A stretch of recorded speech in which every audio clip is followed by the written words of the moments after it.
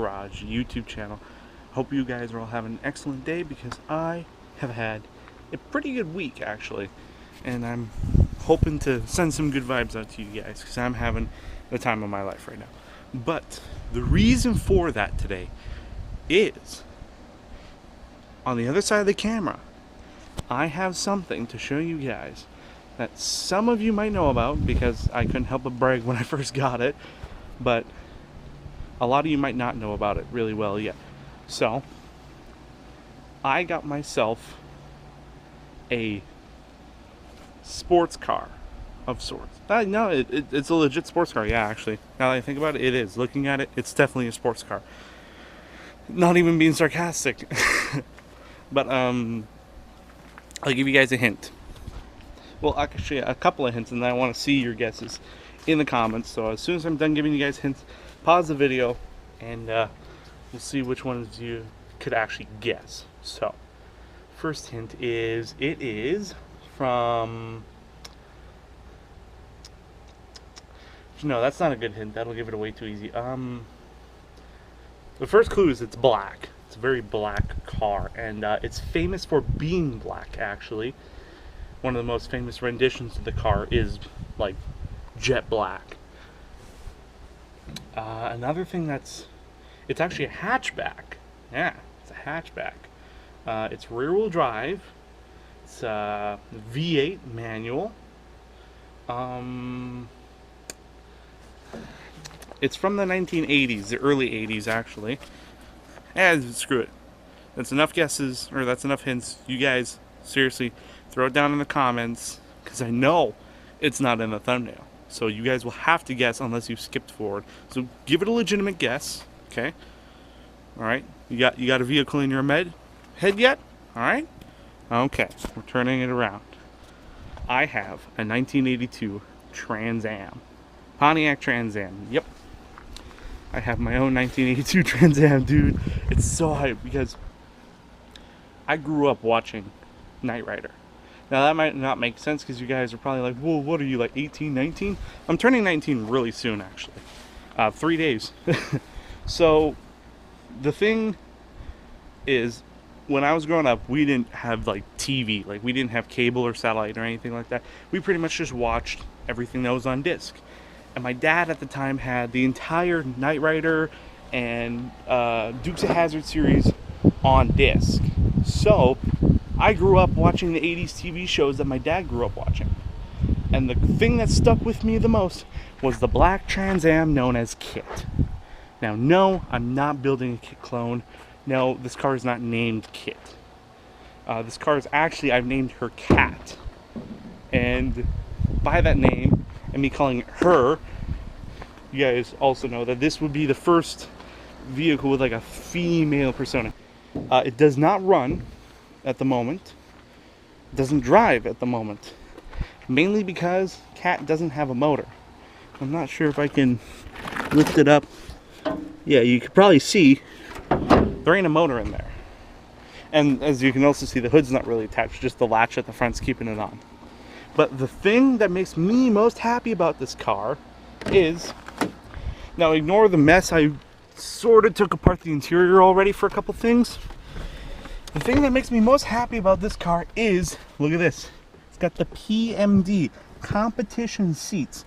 And I have to say, I've sat in a lot of different cars, some ridiculously expensive, but there has not been a car with a more comfortable seat, not seating position, seat, than these PMDs. Like, it just, oh, it's perfect. Even though I'm like really almost too big for this car, like I'm at the limit of what fits in a hardtop Trans Am. It's just so comfortable. This wheel is perfect. You know, pedal box is right where I want it to be. It is so clean. Now, the backstory of this car. I'm not sure who initially bought it. No idea who the guy is, no idea where he is now or what he does or whether he's alive or not. Don't know who bought the car. For all I know, it could have been a woman who bought the car at first. But what I do know was that it was a V8 4-speed hardtop Trans Am. And yes, it is a Trans Am, not just a Firebird. The decals have actually been painted over. It was actually gray at first. It was gray with black interior, and it was a manual. I've actually checked the VIN and everything on this car, and that's the way it was. So, from there, I believe it was the first owner, first owner, that took the car drag racing. Had this car on spray and had the automatic put in it. Now, I believe the automatic was actually put in by a shop, not just some random Joe, or maybe it was a random Joe. But either way, they put a whole center console from a much newer car in it. And a bunch of other little knickknacks here and there. So it kind of ended up being a hodgepodge of terrible drag racing stuff. The car had a lockup converter, which was this switch up here, right beside the dashboard. It had on this plate, where is that plate? Here it is. Yeah, the nitrous arming switch. Turn on this light. A purge button over here. And it had a full throttle switch on it, so that when you hit full throttle while the system was armed and it was already purged, you got nitrous. So this car used to have nitrous on it, which, you know, worried me at first. But then I looked under the car and it's clean. I'll show you guys under the car in a minute so you can kind of see what I'm talking about here. Further on the interior, there's these, see these big ass holes cut in my door? Yeah, they're nice. Because the second owner, sorry, I was going on the background of the car. The second owner was a guy who we're gonna call, don't want to give out his name or anything, so we're just gonna call him Tade. Tade Weller. Tade Weller is the guy who owned this car next. And he bought the car after all the modifications was done to it, but when he bought the car, the spray and all the really easy to remove stuff was gone. He put a little radar detector here. He put a newer stereo deck in it from, I think, a Bose Buick. And then he also got the whole set of speakers and everything from that Buick. And he cut the holes in the door and stuck the speaker and the amp box and all other sorts of crap into the doors.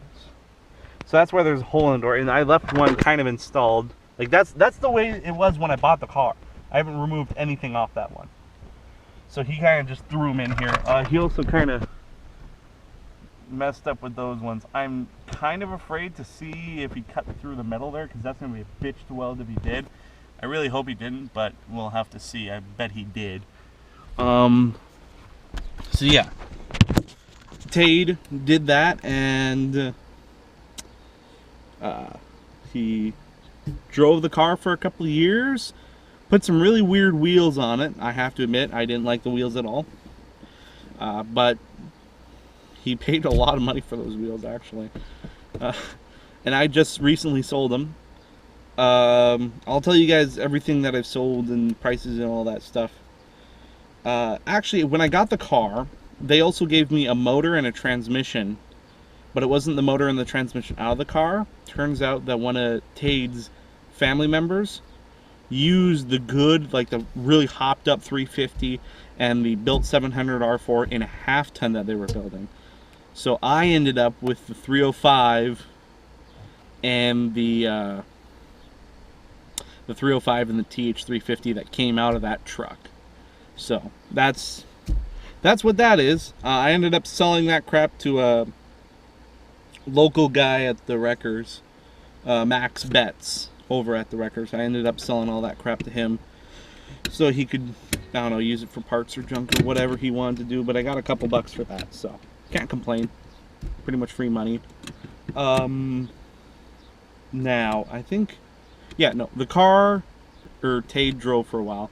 And then when Tade wanted to go off to college to become, fancy pants dude, he ended up having to leave the car at his parents' place, and the car sat in the exact same spot for since 1997, so 22 years. This car has sat and done nothing. No work was done to it. Nobody even went in the car. It just sat for 22 years. 22 years in the exact same spot. Not even in the shade, out by an old granary. Just 22 years sat in the same spot. This car was last registered in 97. It was parked late 97. And Tade went to college in 98. Because the reason the car was parked was because the motor, or the transmission, had a burnt set of clutches in it. So it would barely move. So he ended up pulling everything out. And then shortly after went to college. So he just didn't have time for the car. And over the next 22 years, his career took off, and he didn't have time to come back and work on the old beast. So I was driving by a little while ago and saw the car and got into contact with the people who own the property and was like, hey, you know, I'm really interested in that car. You know, get back to me. And Tade's mother called me and said, hey, you know what? I'm kind of sick and tired of that car being there. I talked to my son, and he will give you a price. So I call up Tade, and I was like, hey, you know, I really, really want that car. You know, what do you want to get out of it? And he's like, what do you think it'd be valued at? I'm like, well, the body is nearly perfect. There's one spot of rust on the car. The whole car. The interior is really good. There isn't a motor and trans in it. So, you know, I would say I would be comfortable giving you $1,800 for it. He's like, well, you know what? It's sat for so long. I'm not sure about the car. I can't make any guarantees about it. So you know what? You can have everything I had on the car for $250. That's right. I bought a car, an engine, and a transmission for $250. That's the cheapest vehicle I own, and it's also the coolest. Because, well, not because it's cheap, but because it's a cool freaking car. So I was super hyped when he told me that. So probably a couple weeks later, showed up with the trailer and the truck and hauled it away. And long story short, Cat ended up here, and she's mine, boys. She's all mine. Now that we have the history of the car sorted out, let's get into a couple of things that I want to do with the car. And we'll also get into what I have parts-wise, like, within the car. So, what I want to ultimately do with this car is to make it the ultimate daily driver. I want, like, this is dream mode right here, okay? This isn't what I'm going for now. This is dream. I'm only 19. I simply don't have the money for it. I have all the time in the world, but I don't have the money. So ultimately, I would like to have a all aluminum LS engine. Horsepower wise, I am not sure. Nothing crazy. It would be a naturally aspirated pump gas engine. So I'm thinking 450 horsepower, something like that. Plenty to make this thing move crazy and light the tires up if I want, but you know, it's not cammed and it's not, you know, ridiculous. It's just a nice, strong little small block that's light. With a T56 transmission from like Camaro or something. And then ultimately a decent stereo system in the car, like pretty good. Nothing crazy. I want this car to be to the point where I don't feel nervous about jumping in it and driving to Newfoundland. Well, besides the rust that's in those provinces. That'll be the only thing I'd be worried about. But yeah, no, I want this car to be super solid, super reliable. I want this to be essentially my summer daily. Realistically is what I want. I want it to be a summer daily, a cruiser, and a toy. And it's definitely something that this platform of car is capable of. Now, I already know some of you who are in the know might be like, hey, Deej, that's an F-body. Those things crack in half if you're not careful. I'll show you the floor pan, and you'll see what I mean by this thing is solid. But other than that, there's really nothing else besides, like, I just want it to be decently powerful. It needs to have a manual, and I want it to be relatively quick with nice speakers. Oh, and it's also going to be nice, black, clean. And I am going to steal a couple of parts from, like, a kit clone car. like not actually off of a kit clone car. There's a company called, I think, Knight Rider World or something like that makes replica parts, but I'll talk about those at a later date. Here we go, guys. Got the keys. This is my car, all right? This isn't like Dad's car that I'm just flaunting with or whatever. This is legit my car. It's my name on the title. See? Wheel moves now. See? My keys. And actually, another thing that proves it's a manual is, see? It's got the clutch safety thing where you actually have to push this down to lock the key. To lock it like this. Very useful thingy. And another thing that proves that this car was in fact a manual in its beginning life. So yeah, as far as the exterior goes, now, never mind the wheels. These aren't the wheels that were on the car when Tade sold it to me. These are just some S10 wheels that I put it on for the time being. Actually, I have the wheels back here in Ellie's topper. The ones that came off the car. Is the topper locked? Tis. That's another thing. I will be going over what's happened with Ellie in the last little while and why he's changed so much. But for the time being, we're talking about the car. You can see those are the wheels that came off it. And yes, I've already sold them, so don't bother offering. The guy's going to come pick them up here in probably a couple days. But yeah, so I should probably lock it back up. So, those were the wheels that are on the car. I just got some S10 wheels that we bought at Wreckers for the car to sit on for the time being, because those tires on those wheels have been on there for nearly 24 years. So they're not exactly in the best of shape. But yeah, so we got, well, actually, I wanted to show you guys the, I'm not sure, oh no, it's not on this side. Maybe you can pick it up, maybe you can't, but right there, I'm not sure if you guys will be able to see it very well in the light, but right there it says Trans Am, and right there, I'm not sure if you guys can see it, we can see the embossment of the Firebird Trans Am logo in there. It also says Trans Am right there, and also has the Phoenix of the Trans Am right there. Now, a lot of people think that the Phoenix is indicative of the Firebird, right?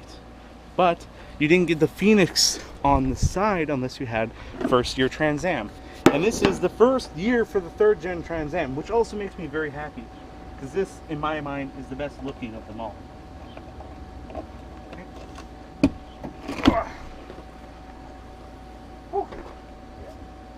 This topper, or the trunk lid here, is ridiculous because it's so heavy, and these here shocks on the side have been blown out. This trunk lid, or hatch, or whatever you want to call it, is actually nearly all glass, and it weighs like 130 pounds. It's ridiculous. But, so, I have a ton of parts for this. Transcooler, AC condenser, radiator, starter, all sorts of crap. That's an extra headlight power mod. But the thing that I'm most hype about is, look at this. Full roller and high tensile beehive spring valve train components. So yeah, when I get that Vortec, I'm going to take the top end of it apart, go through the valve train, and then put the roller rockers and stuff on it. Probably going to have to get custom length push rods.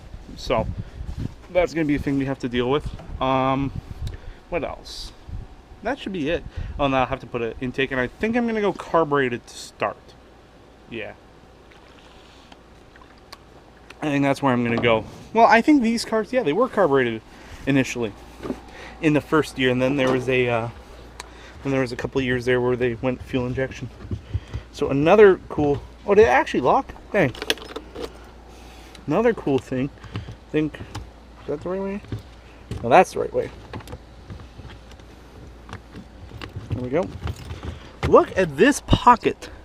Dude, like, I can shove my whole ass arm in there. Like, that's huge. Like, this car has got so many cool little things and details I never knew about the Trans Ams in it. It actually does have a rear seat as well, so I'm hype about that. But ooh, yeah, I said that this car was so clean. There's one spot that was rusty on the car. That's the only spot on the whole car with bad rust. The whole car. This is the worst rust on the whole car. Okay. Now check the underside of this thing. Ignore the custom exhaust. The first owner had headers on it. That's why there's an exhaust. But look, the floor pan, besides a little bit of rust from it being driven on gravel, the whole bottom of the car is clean. Like, clean. Like, it's actually one of the worst panels right here in the whole car. It's ridiculous. Oh, and you can see there's a hole in the trans tunnel right at the top that proves it was a manual. Because if it was an auto, that would be a smooth piece. There wouldn't be a hole right there. So yeah, I'm not sure if you guys can actually see it, but it's there, trust me. Yeah, you can see there's no motor or trans in it right now. So, yeah. But, that's all going to be fixed because I have something to provide. Motor, not the trans. Ellie's parts truck.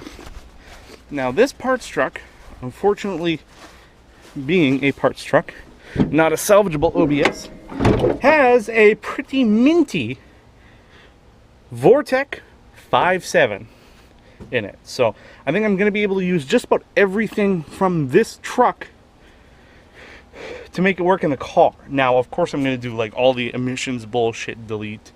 And it being a carburetor, it's not going to have the ECU or anything. It's going to have a different intake manifold. I'm going to have to run a different accessory drive to allow... Well, I might be able to leave the power steering. Actually, I might be able to leave it totally alone and use most of the AC components, because this being a black on black car, I'm going to need AC. It's going to be a very, very significant requirement. But yeah, I'm also going with the T5 5-speed to start, and then eventually I want to put a T56 with an LS in it. I actually have the aluminum block motor I want for the car. I got an L99 6.2 to put in this. I just need to build the dang thing, because all I got is the bottom end for it, and even the bottom end needs pistons and probably a re-sleeve. So yeah. Do I have my key? Yeah. Wait, it didn't close properly. There we go. Yeah. It's a factory wing car. I am going to delete this wiper here. Just delete it and keep it smooth, because the Knight Rider cars all had their rear wiper chopped and smoothed over, and that looks sick. So that's going to be a thing. I have all the wiper components and all that actually in the car.